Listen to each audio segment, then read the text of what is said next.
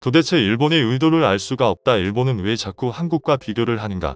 현재 전 세계 강대국들은 물론이고 일본 내부에서조차 일본 자국에 대한 비판 기사가 등장하는 상황입니다. 특히 일본은 최근 알 수 없는 행동으로 미국의 선을 넘는 도발을 했다는 이야기도 나오고 있는데요. 일본 내부적으로 어떤 문제로 큰 고생을 하고 있으며 미국과는 또 무슨 문제가 있는지 살펴보겠습니다. 1. 일본 한국 역전 현상의 노이로제.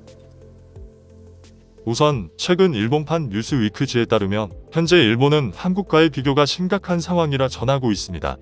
특히 최근 일본 언론에서 한국과의 역전 현상을 보도하는 경우가 눈에 띄게 증가했다고 지적하고 있습니다. 본래 이러한 기사는 전통적으로 한국에서 종종 내왔거나 2015년경에 한국에서 많이 보였던 기사라고 합니다. 2015년 당시에 처음으로 한국의 실질 구매력을 비롯 GDP가 일본을 위협하고 있다는 기사가 등장했는데 당시 이것에 한국인들이 크게 열광했으며 그동안 일본은 넘을 수 없는 경제대국으로 생각하는 경우가 많았으나 이제는 일본조차 넘을 정도로 한국의 경제가 성장했음을 나타나는 지표가 나왔다는 기사가 한국에 쏟아졌다는 것이죠. 일본과의 경쟁에서 이겼다는 것이 한국 입장에선 이미 5년 전 이슈로 그다지 큰 감흥을 주지 못한다는 것입니다. 그런데 왜 이제 와서야 일본 각계각층의 전문가들과 언론들이 한일 역전 현상에 주목하냐는 것입니다. 최근 일본의 최대 출판사 겐다이는 일본의 경제석한 노구치 유키오와의 기고문을 올리며 논란을 일으켰습니다.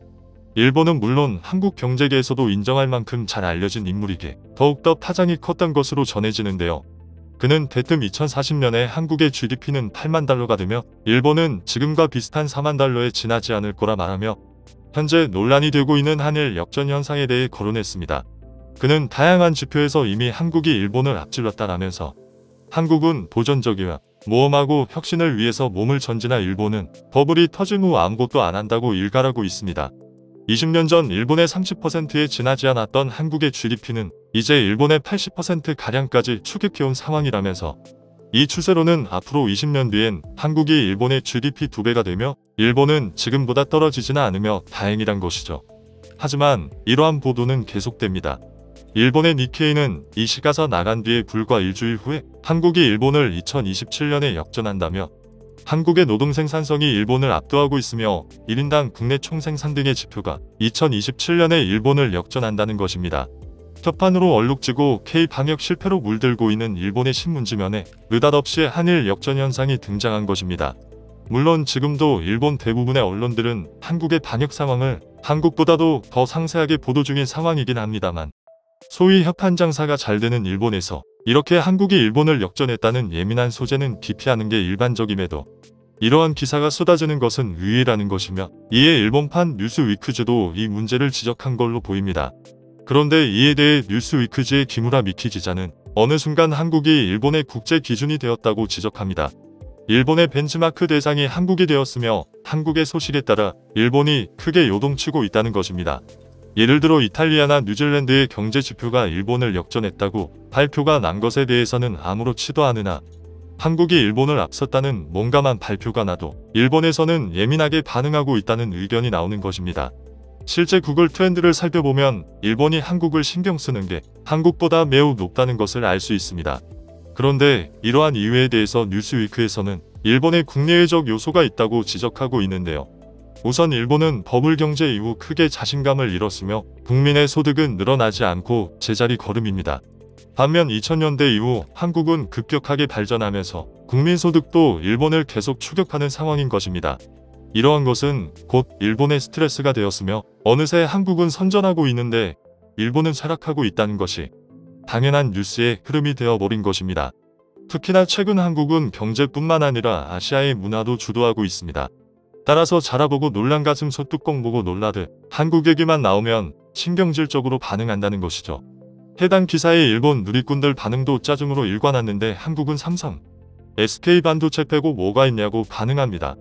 한국의 글로벌 기업들은 반도체는 물론 2차전지, 친환경, 바이오 섹터까지 전 세계로 뻗어나가고 있는 상황에 일본 국민들은 한국이 일본에서 반도체를 훔쳐갔다며 별것 없는 나라로 애써 무시하는 상황인 것이죠. 정작 최근 2년간 코로나로 인해서 일본 경제 성장률은 마이너스를 넘나들며 바닥을 치고 있는 상황입니다.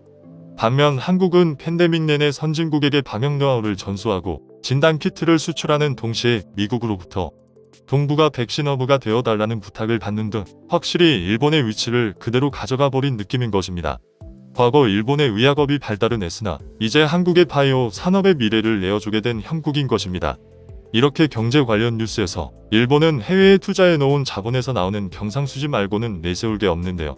그런데 이러한 일본 내부적인 요인 말고도 이제 국제 무대에서 일본의 지위도 급격히 밀리고 있습니다. 최근 한국은 G7에 초점받으면서 정작 일본보다 서방 지도자들의 러브콜을 받는 상황이 펼쳐집니다. 앞서 일본 경제석학 노구치 유키오도 모든 지표를 보자면 일본 대신 한국이 G7에 들어간다고 하더라도 일본은 뭐라고 할 말이 없다면서 한국이 G7에 더욱 적합한 국가라며 일본인이 질색하는 소리를 했습니다.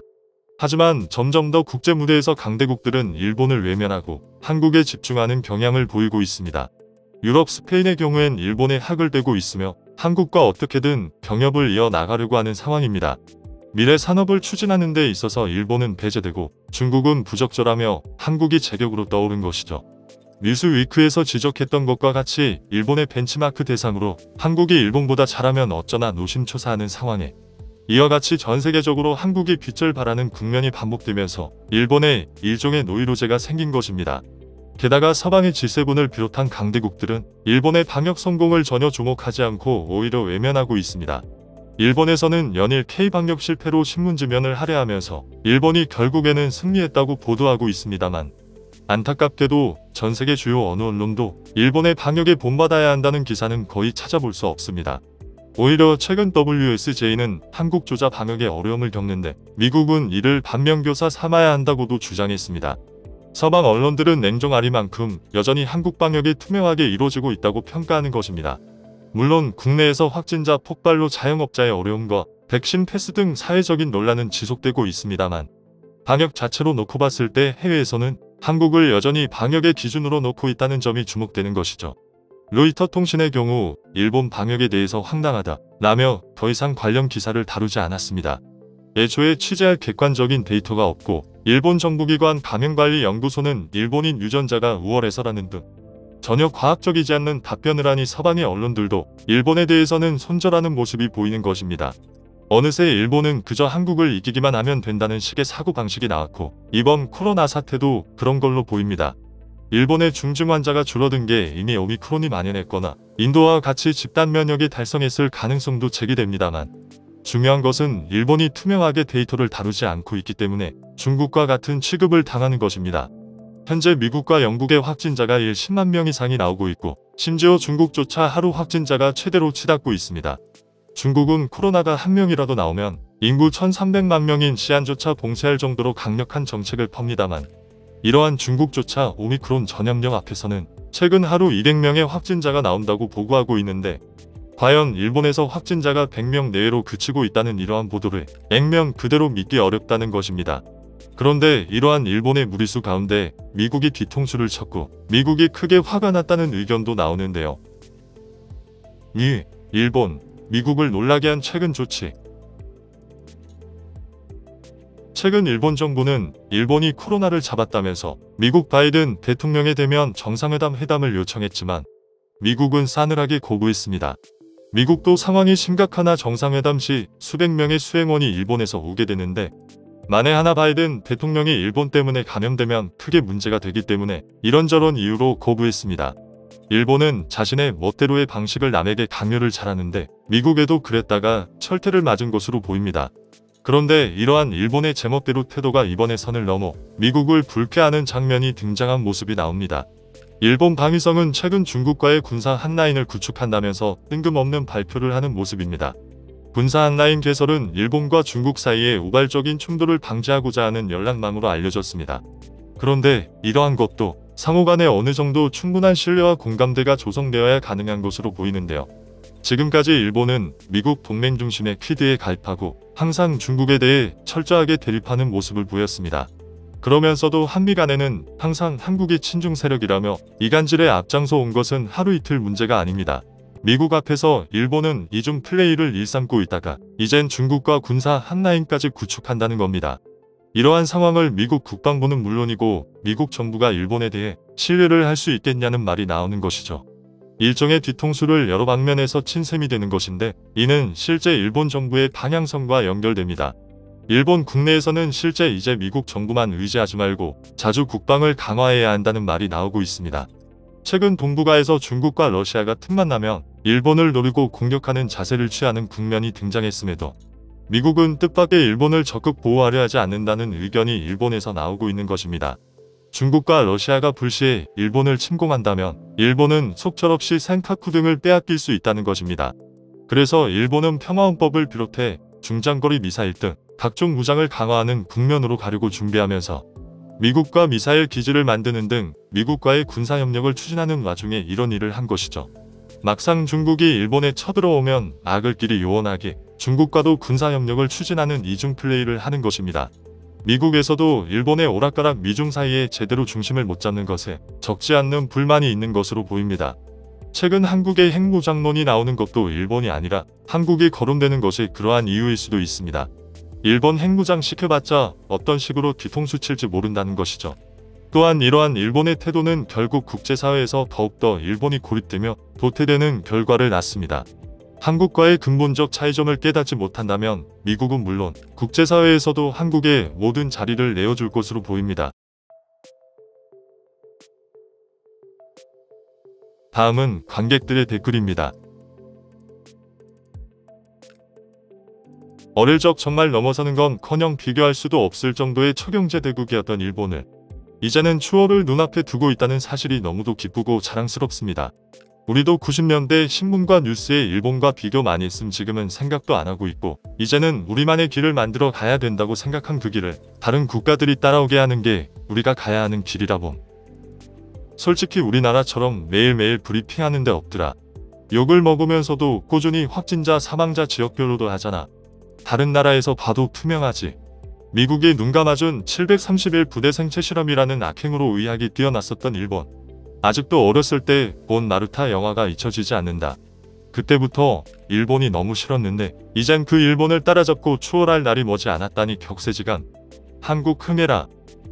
일본이 핵 관련 절대 타국가에 비해 절대적으로 친할 수밖에 없다. 하로시마, 나가사키, 후쿠시마만 봐도 핵하고 절친을 맺을 정도로 친하니 러시아가 이번에 도쿄에 선물해주면 이만한 선물이 없다. 한국의 경제성장 및 선진국으로 가는 길에 한국은 이렇게 되었는가? 라는 말에 난 확언을 할 수 있다. 한국은 전 세계를 대상으로 경쟁한다. 일본은 한국에 대한 열등감 때문에 뒤처지는 것이다. 대한민국 만세. 조심해야 돼. 일본과 중국은 한반도를 어떻게 해서라도 문제아기 시키려 혈안일 것이다. 그들만의 논의가 있을 게 자명한 것이다. 과거나 지금도 달라진 게 없는 야욕이 드러날 것이다. 비판도 중요하지만 대비도 해야 한다고 유튜버들도 한마디 나서길 강력히 바랍니다. 역사적으로 한반도는 순진하고 잘 믿는다 정도 많지만 일이 터지고서야 깨닫는 민족이다. 늘 그래왔다. 일본 정부의 행동을 보면 정상적이지 못해 보여 개인이라면 한정치산자에 가깝습니다. 그동안 수고한 미국이 손을 떼겠다는데 이제는 패가 망신의 길로 가겠다고 우기는데 큰 걱정입니다. 동네에 방화범이 사는 것과 같아서 하루도 편하게 지낼 수가 없습니다. 상황이 엄중하면 아마도 반신불수로 만들어야 할지도 모르겠습니다.